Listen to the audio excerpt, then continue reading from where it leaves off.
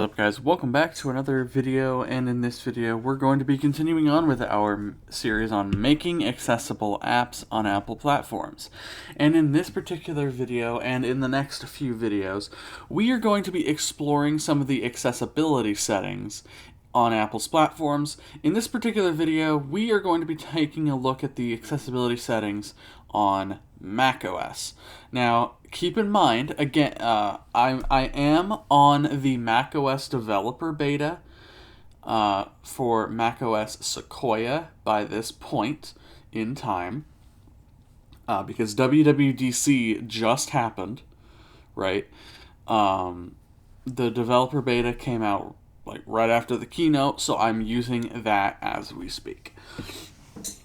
So, there may or may not be certain accessibility settings that that are different to your operating system, but generally speaking, these are what you'll find in macOS. So, let's go into settings and we'll kind of go through what we have here. All right, so here we are in system settings. If you're familiar with the new settings layout, this will look familiar to you. If you're on a previous version of macOS before this, the accessibility settings will look different. However, so let's go ahead and go through this. So for vision, we have VoiceOver. Now, VoiceOver is Apple's built-in screen reader. There are many other features under VoiceOver, such as support for Braille displays, that you might want to look through if you own a Braille display. I, for one, personally actually do, in fact, use a Braille display. It helps me to be able to more easily read through my code and debug it, and helps me more quickly and efficiently proofread and type out documents and stuff like that. It is super useful. If we go into VoiceOver, we have a switch to turn VoiceOver on and off. You can see that it's on right now because I am in fact using it.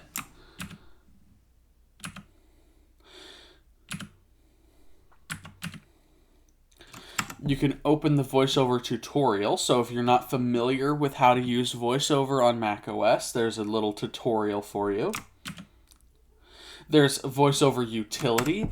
The VoiceOver Utility provides a lot more settings and customizations for VoiceOver. So if you want to customize certain Braille features, how verbose the punctuation is, and stuff like that, the VoiceOver Utility is where you would go for that. All right.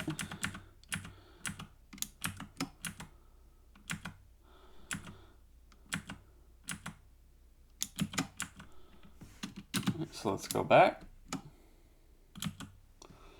Next, we have Zoom. Zoom is another vision setting that allows you to specify settings for zooming in and out. Primarily, this will be used by low vision users. In here, you can specify whether or not you want to enable being able to hold down Control and then scrolling up or down with two fingers on your trackpad or your magic mouse, stuff like that. So these are useful settings if you have low vision. Hover text allows you to hover over text and get some, and get the specific text enlarged, which is nice. So let's go into hover text.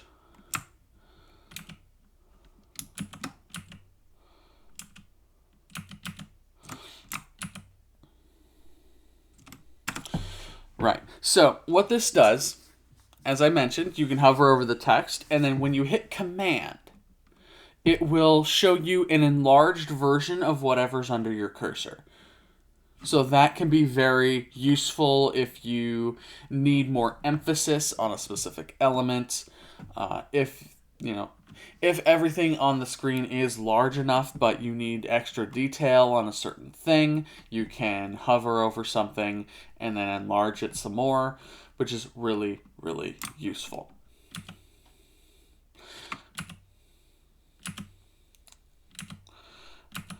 There's also hover typing, which works similarly. Let's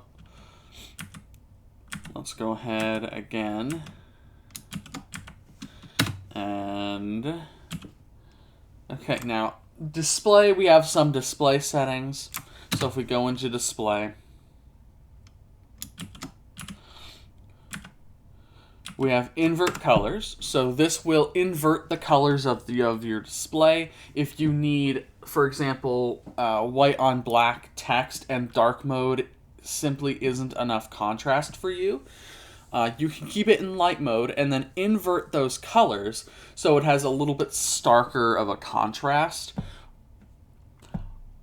However, there are also low contrast settings that you can use, so you can make dark mode a little bit more contrasty to what you need.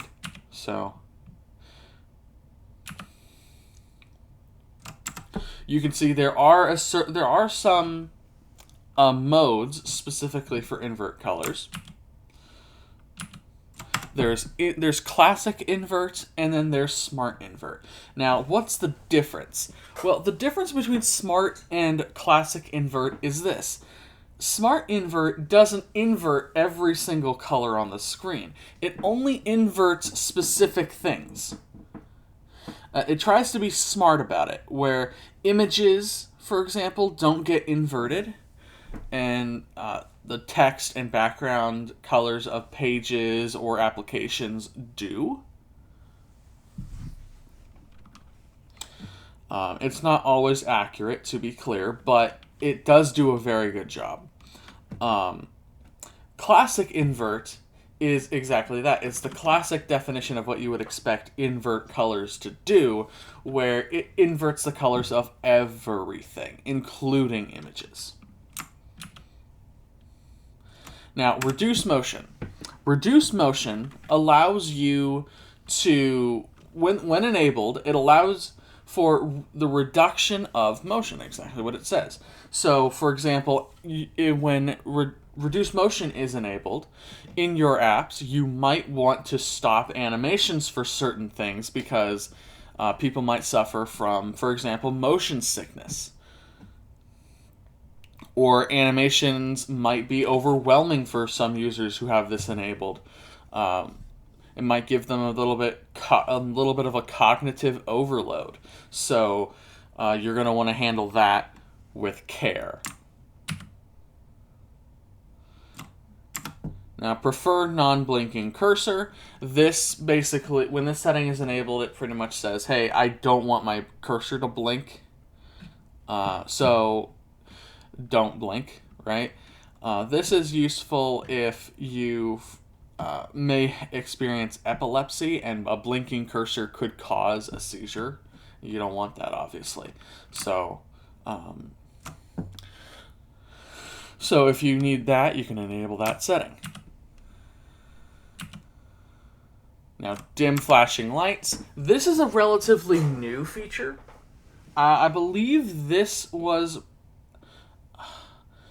Well, I think, I could be wrong, but I believe this was introduced in 2023. But this pretty much says, hey, if there's flashing lights in an application somewhere on the system, dim them. Because if the user has this enabled, that probably means they have some form of epilepsy, and flashing lights, much like a flashing cursor, could cause an epileptic seizure, and we don't, obviously we don't want that to happen. So this setting is important to respect.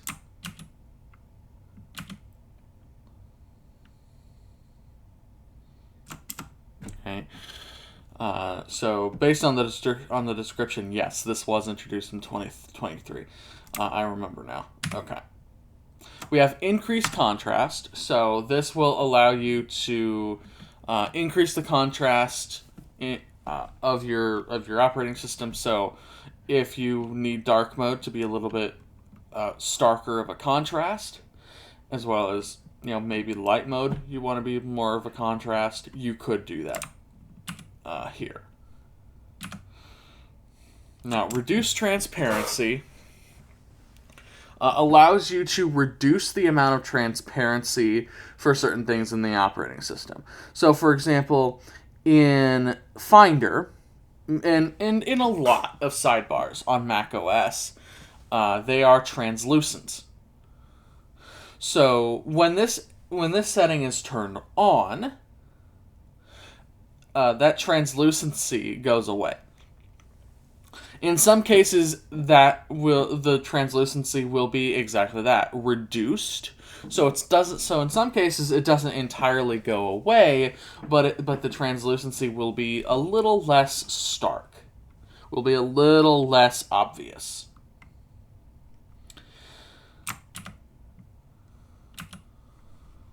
Differentiate without color. This is vital for people who have color blindness. Differentiation without color is one of our tenets, right? That I talked about before in the first video for color blindness. Because if you have, for example, red-green color blindness or blue-yellow color blindness, stuff like that, you're not going to be able to tell the difference between those colors. So you have to be able to identify controls and views in your application without needing to rely on color. So differentiate without colors is a setting that people with color blindness might enable to help them with that. So this is yet another setting that you're going to want to respect and handle, handle it, depending on what your application is and how it exactly works. Because, not all applications are the same, obviously. So you might have a different way that you need to handle this than the way someone else does. Autoplay animated images. This setting is for whether or not you want to autoplay GIFs and stuff on web pages or in applications. You can show the window title icons and stuff like that. Let's go ahead, and we're going to go back now. You kind of get the idea of the nature of these settings at this point.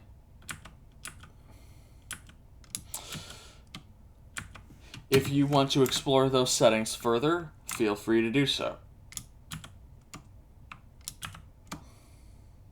All right. Now, spoken content. This is settings for content that is spoken, as the title of the button implies. Inside of here we can specify what language it uses, so the system language by default.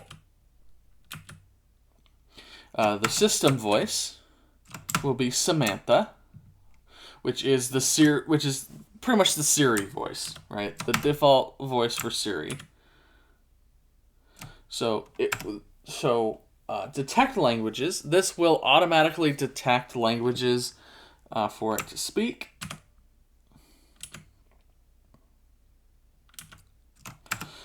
We got pronunciations, so we can enable that, and it'll try to do some pronunciations.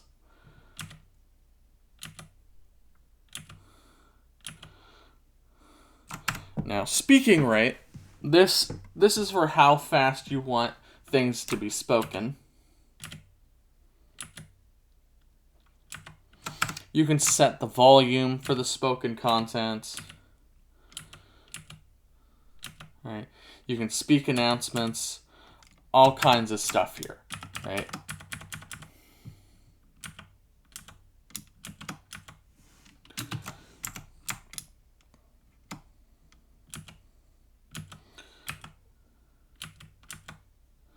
Now, descriptions.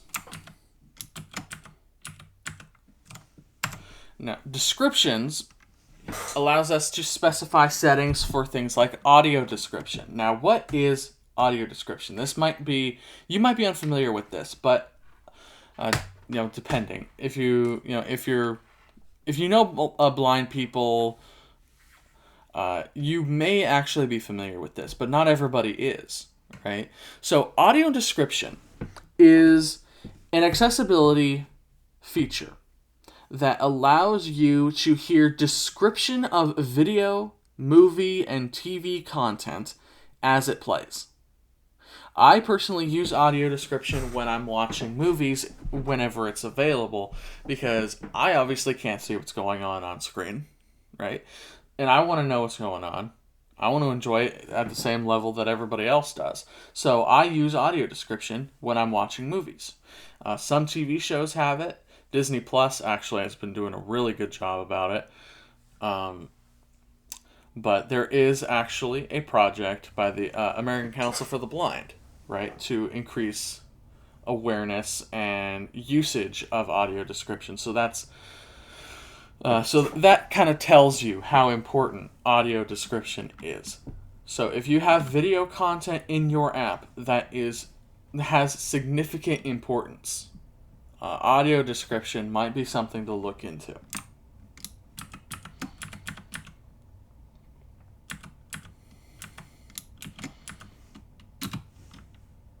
All right.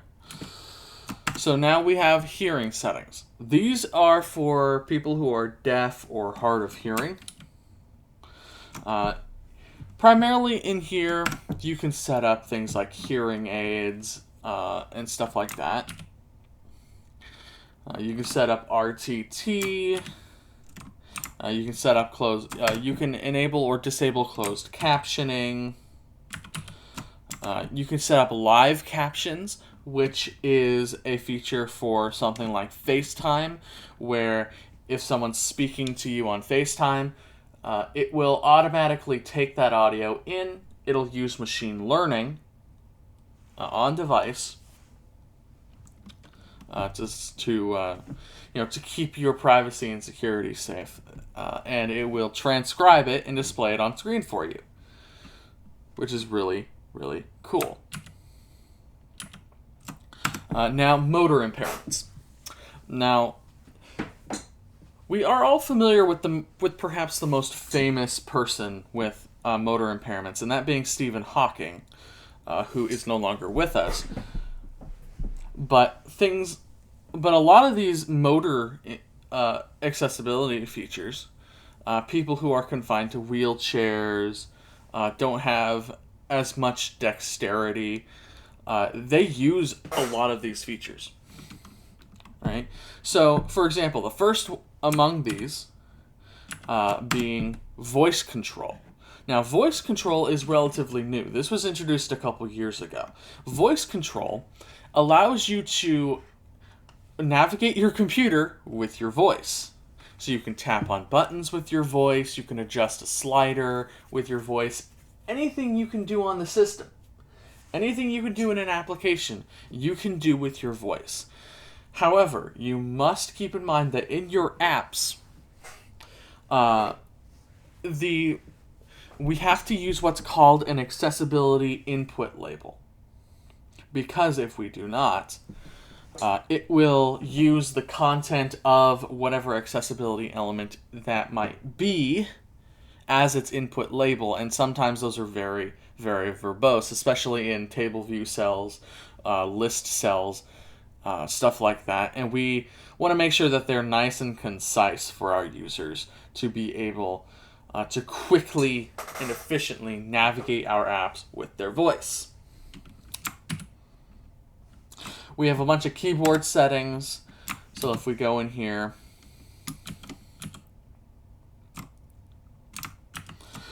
we have full keyboard access. When this is enabled, you can completely access the computer with the keyboard. So if you can't use a mouse, you can use the keyboard completely.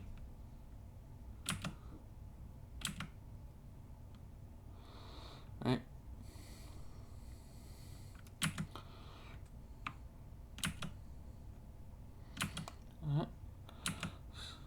Now, excuse me, sticky keys. You might be familiar with sticky keys from Windows. It's exactly that, right?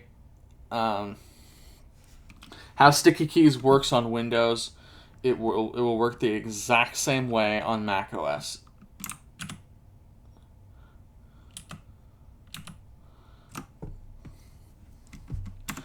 Okay, so you can, so for example, if you need to have a keyboard shortcut triggered, instead of holding down a modifier key, you can press it, kind of like this, and instead of holding it down, it will register that. It'll register you clicking that key as it being held down, and then when you hit the key or keys for that keyboard shortcut, it'll run that keyboard shortcut, which is really nice. Slow keys does kind of what you would expect it to. It adjusts the, as the description here implies, it goes and slows down the amount of time that you need to hold down a key before it's actually activated. There's accessibility keyboard.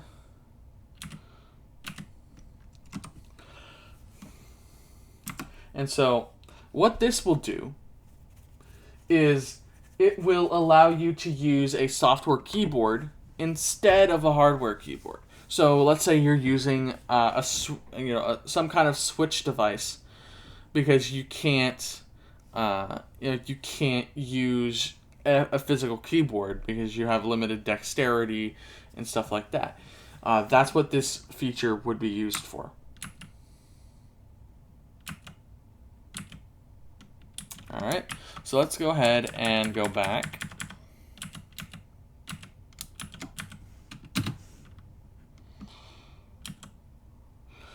We have settings for pointer control. We have switch control.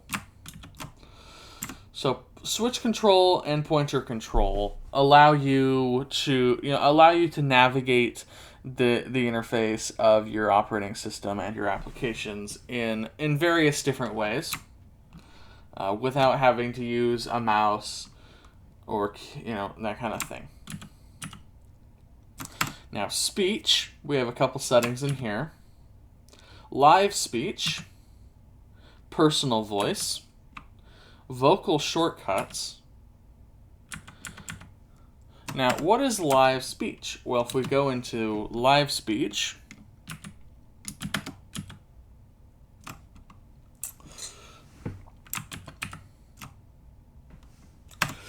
you can type to speak aloud in something like FaceTime.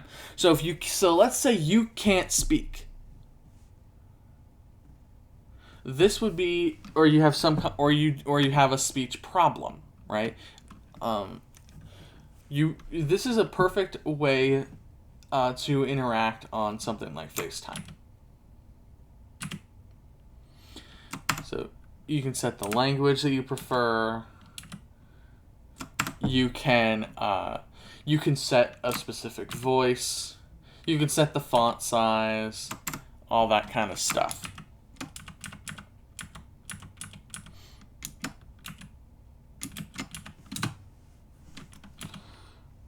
Now, personal voice. This is a new feature from last year, 2023, where what live speech does, or not live speech, what personal voice, does, is it allows you to speak certain phrases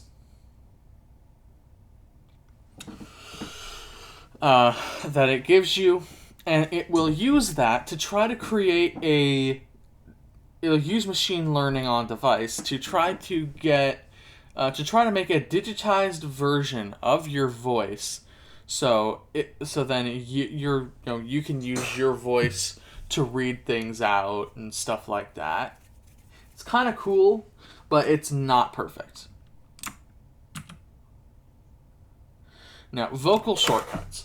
Vocal shortcuts allows you to speak aloud shortcuts that you want to perform on your system. We have some general settings. So we got some Siri settings. We can set accessibility shortcuts. So for example, let's say you triple tap the Touch ID button on your MacBook or your Magic Keyboard, that will bring up what's called the accessibility shortcuts, and you can say have voice control on there. You can have VoiceOver, smart inverter, classic invert, stuff like that on that menu. Right. And so that's pretty much it for the accessibility settings on macOS. You can see that they are very, very extensive. And we obviously didn't go through every single little setting, but we went through quite a few of them. If you want to explore this a little bit more, you can go into your system settings, go to accessibility, and kind of, explore these things. If you want to learn how to use VoiceOver, for example, I will have a video in the next coming days about how you can use VoiceOver on the Mac. Sort of just an introductory video, not nothing too complex, just kind of the basic tasks that you would need to perform with VoiceOver on your Mac. To whether it be for testing your application or just everyday use. So that pretty much does it for this video, guys. Make sure you leave a like, comment, and subscribe to the channel, because we've got many more of these coming. In the next video, we'll be taking a look at the accessibility settings on iOS.